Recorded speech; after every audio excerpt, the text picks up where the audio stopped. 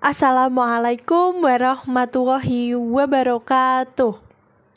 Perkenalkan, nama saya Ianatun Sitya Istaulinda dengan NIM 130422018. Saya dari Rombel BKSD. Pada video kali ini saya akan menjelaskan terkait tips mendampingi anak yang kesulitan belajar. Tetapi sebelum itu, yuk ketahui terlebih dahulu apa itu kesulitan belajar. Nah, sebelum memasuki inti dari topik pembahasan pada video kali ini, yuk kita ketahui terlebih dahulu apa itu kesulitan belajar. Kesulitan belajar menurut Helen yaitu kemampuan seorang anak untuk menguasai suatu materi secara maksimal, tetapi pada kenyataannya siswa tersebut tidak dapat menguasainya.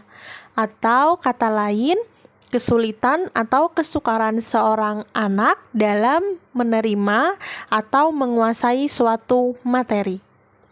Nah, kan tadi kita sudah mengetahui apa itu kesulitan belajar. Maka kali ini saya akan menjelaskan terkait tips mendampingi anak yang kesulitan belajar. Pada kenyataannya banyak sekali jenis-jenis dari kesulitan belajar itu sendiri. Tetapi kali ini saya hanya akan menyampaikan terkait kesulitan belajar dalam membaca, atau bisa disebut dengan disleksia. Disleksia sendiri yaitu gangguan atau kesulitan belajar dalam membaca, yaitu susahnya seorang anak atau sulitnya seorang anak dalam merangkai sebuah kata menjadi sebuah paragraf, atau bisa disebut juga anak tersebut sulit untuk menemukan sebuah kata-kata yang tepat untuk diucapkan. Nah, untuk tips mendampingi anak yang kesulitan belajar dalam membaca, orang tua memiliki peranan yang sangat penting. Seperti orang tua harus mengupayakan untuk bekerja sama dengan pihak sekolah selama proses pembelajaran di sekolah.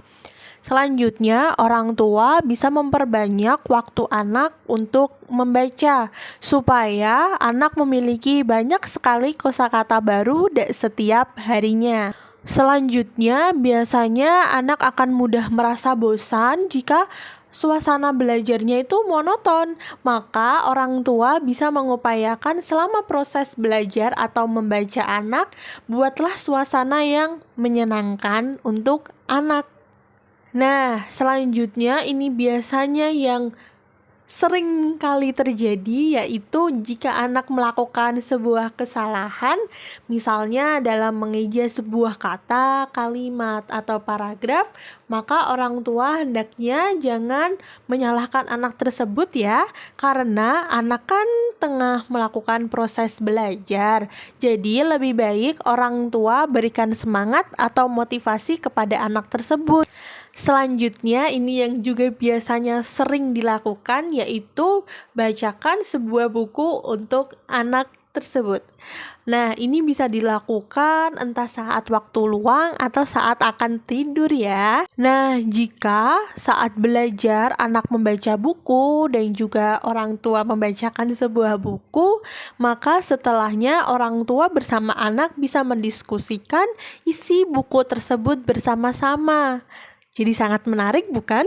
Selanjutnya, berikanlah motivasi atau dukungan kepada anak supaya anak tersebut merasa senang untuk membaca buku. Pada kenyataannya, tips mendampingi anak yang kesulitan belajar membaca itu tidaklah susah. Upayakan orang tua untuk berikan waktu belajar membaca di rumah untuk anak, upayakan untuk membacakan sebuah buku kepada anak, dan tentu saja ubah suasana belajar atau membaca anak supaya menyenangkan. Selain itu, jangan lupa untuk terus memotivasi dan berikan dukungan kepada anak Dan ingat, jangan terus menyalahkan anak jika anak melakukan kesalahan dalam membaca atau mengeja sebuah kata, kalimat, atau paragraf. Karena pada kenyataannya anak yang mengalami kesulitan belajar dalam membaca, mereka hanya membutuhkan sebuah motivasi atau dukungan supaya mereka percaya diri dalam membaca loh. Jadi itu saja yang bisa saya sampaikan. Mohon maaf jika ada kesalahan. Terima kasih dan wassalamualaikum warahmatullahi wabarakatuh.